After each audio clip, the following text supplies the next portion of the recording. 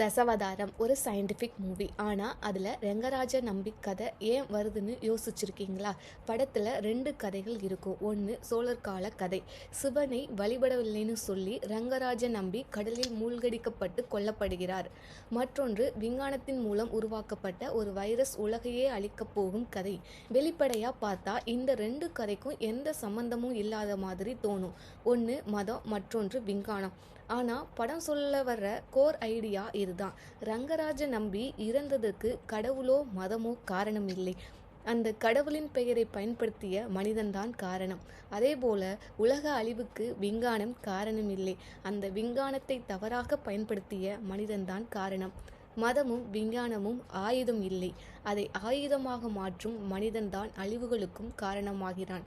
இந்த உண்மையை தெளிவாக சொல்லத்தான் படத்தின் ஆரம்பத்திலேயே ரங்கராஜ நம்பியின் கதை வருகிறது.